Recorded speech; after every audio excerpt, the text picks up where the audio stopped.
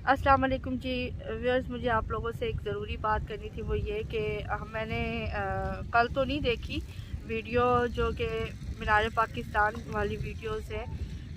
आप लोगों ने यकीनन देखी होंगी। कल तो मुझे नहीं इतनी ज़्यादा फुर्सत थी, क्योंकि आपको पता ही है कि जुल्फ़िकार साहब के भाई की डेथ हुई हुई है। तो जो कराची में रिश्तेदार हैं वो हमारे घर अफसोस के लिए वक्तन फ़वक्तन आते रहते हैं। तो लिहाजा कल भी मैं बिज़ी थी, आज भी, और मैं परसों भी बिज़ी थी। लेकिन इस दौरान कोशिश करते हैं कि आपके साथ किसी न किसी तरीके से कनेक्ट हो जाए, और चाहे लाइव के ज़रिए हो जाए तो हम हो जाते हैं। बहरहाल ये है कि आज हम बाहर निकले हुए थे, तो कुछ हमने सोचा कि वीडियो बना लें।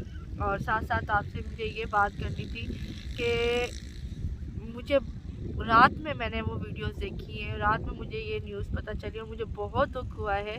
और मेरा पैगाम है उन लोगों के लिए कि जो एक फ़ीमेल को टारगेट करते हैं हमेशा से, कि जब सियालकोट वाला वाक़या हुआ था तब भी उस फीमेल जो वो औरत थी उसी को आप लोगों ने टारगेट किया था कि वो क्यों रात में निकली, वो क्यों गई, वो क्यों, वजह क्यों। ये कोई मतलब हैवानों की दुनिया है?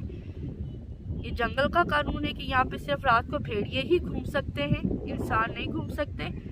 वो आपके यहाँ की भी औरत हो सकती है, वो मैं भी हो सकती हूँ कि हमें रात में कहीं पे भी अचानक जाना पड़े और हमारे पास गाड़ी है, हम ड्राइव कर सकते हैं। ये किसी के भी घर में ये वाक़या और सानिया पेश आ सकता है। तो लिहाजा बात करने से पहले, क्योंकि वही बात है ना कि औरत सब के लिए बहुत ही आसान टारगेट है, तो आप लोगों को शर्म आनी चाहिए जो लोग औरतों को बातें करते हैं तब भी जिन्होंने की, और जो अब इस मीनार पाकिस्तान वाले वाक़े में भी बात कर रहे हैं कि जी वो क्यों गई थी, टिकटॉक क्यों बनाने गई थी, ये करती, उन्होंने ड्रेसिंग ऐसी पहनी हुई थी। शर्म आनी चाहिए, बेपनाह शर्म आनी चाहिए हमें ऐसी सोचने वालों के लिए, ऐसे कमेंट्स करने वालों के लिए कि वो क्यों गई थी। क्यों नहीं कोई जा सकता? शाज़ा भी बाहर गई थी, आपकी बहनें भी बाहर निकली होंगी, निकल सकती हैं। कल को आपके बच्चियाँ निकल सकती हैं बाहर।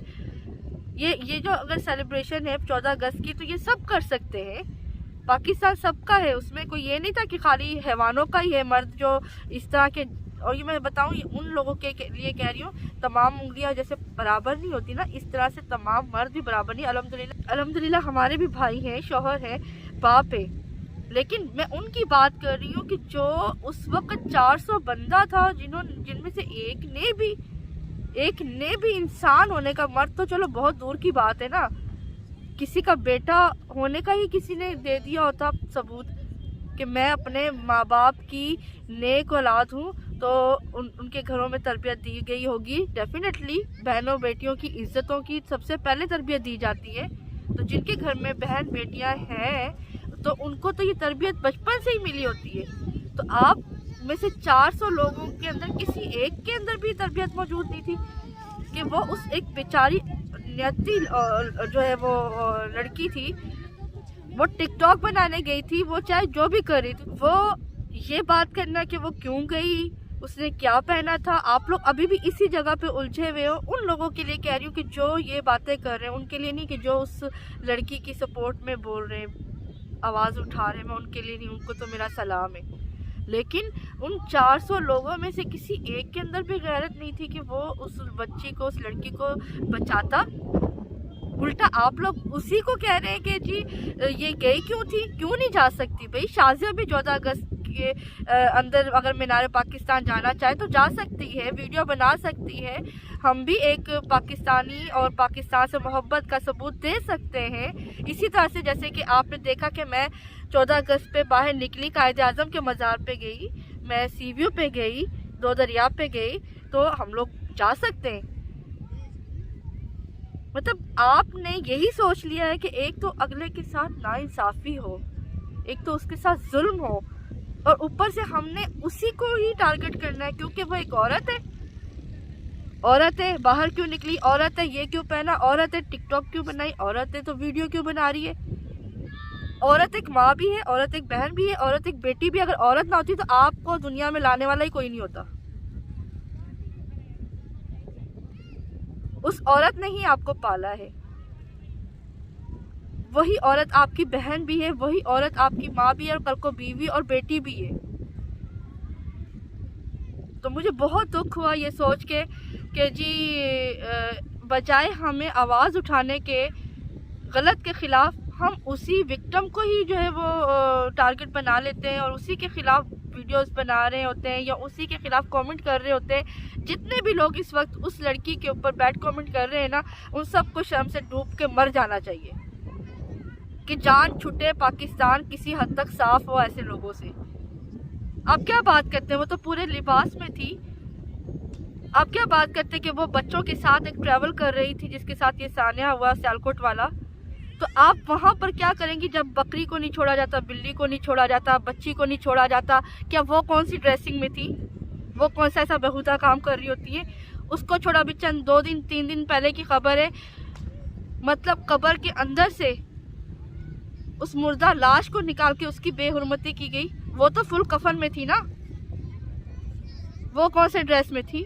वो कौन सा टिकटॉक बना रही थी? वो कौन सी वीडियो बना रही थी? फुल कफन में थी ना। तो क्या हुआ उसके साथ? ये मेंटेलिटी है मर्दों की, ऐसे गंदे मर्दों की मेंटेलिटी है। इनको तो शर्म नहीं आती। मुझे तो समझ में नहीं आती इनके घर की औरतें इनसे कैसे बची रह जा सकती होंगी, इनकी नज़रों से। इतना मुआशरा ख़राब हो चुका है, हमारा शर्म आती है। हम एक तरफ पाकिस्तान को अच्छा बेहतर दिखाने का मैं काम कर रही हूँ और दूसरी तरफ इसी तरह की खबरें जो है ना, यकीन करें मार देती हैं हमें।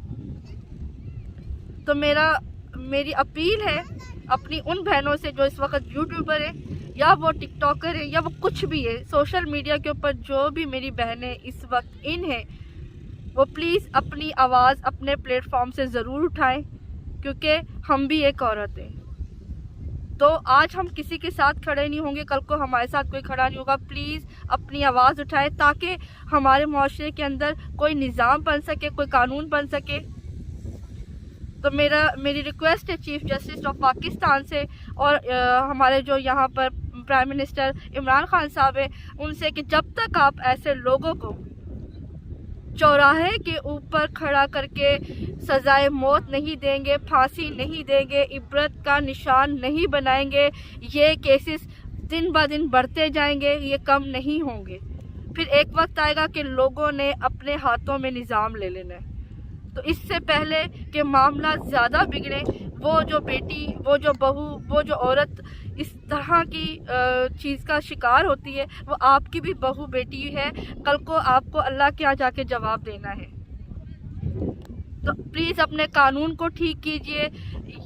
मैं तो सीधी सी बात करूँगी, चाहे वो किसी जानवर के साथ इस तरह का सलूक किया गया है, चाहे वो किसी औरत के साथ किया गया है, चाहे वो किसी लाश के साथ किया गया है, उसको चौराहे के ऊपर खड़ा करके फांसी दें या गोली मारें, तो ही ये माशरा ठीक होगा, तो ही सबक थोड़ा सा मिलेगा। अदरवाइज ये आग जंगल की आग की तरह फैलती जाएगी। तो बस मुझे इतना ही कहना था, बहुत दुख के साथ, बहुत तकलीफ के साथ। और जिनको मेरी बात बुरी लगी हो तो लगती रहे, अपना दिमाग साफ करें, खुद को साफ करें और जो कहना कहें, मुझे किसी की कोई परवाह नहीं है। मैंने अपने प्लेटफॉर्म से अपनी तकलीफ़, अपने दुख का इजहार किया है और उस खातून के साथ मैं खड़ी हूँ। हर उस खातून के साथ सपोर्ट करूँगी मैं कि जो भी इस तरह के तकलीफ़ दा मरहले से गुजरोगी। लेकिन करें, रात को नींद नहीं आ रही थी, मुझसे बर्दाश्त नहीं, मेरे अल्फाज नहीं कि मैंने वो जो वीडियो देखी। तो अगर एक ख़राब औरत भी होती है ना, एक ख़राब औरत, जिससे आप लोग औरत को अच्छा औरत, बुरा औरत, 2 नंबर औरत, 1 नंबर औरत, ये आप लोगों ने नंबर दिए हुए ना। अल्लाह ने तो औरत भेजी थी हमारे। तो नबी पाक सल्लल्लाहु अलैहि वसल्लम ने अपनी बेटी की कितनी इज्जत किया करते थे, औरतों की कितनी इज्जत किया करते थे। आप लोग अपने पाकिस्तानी बहन भाई बेटियों की इज्जत नहीं करेंगे तो आप क्या समझते कि कल को आपकी बेटियां, बहू ये बच सकेंगी? तब भी हमें तकलीफ होगी, तब भी हम ही बोलेंगे। लेकिन मेरी रिक्वेस्ट है आप लोगों के साथ कि प्लीज़ अपने घर की औरतों के साथ साथ दूसरों की घर की औरतों को भी इज्जत देना सीखें। इसी के साथ दीजिए इजाज़त, रखिएगा अपना बहुत सारा ख्याल। टेक केयर एंड अल्लाह हाफिज़।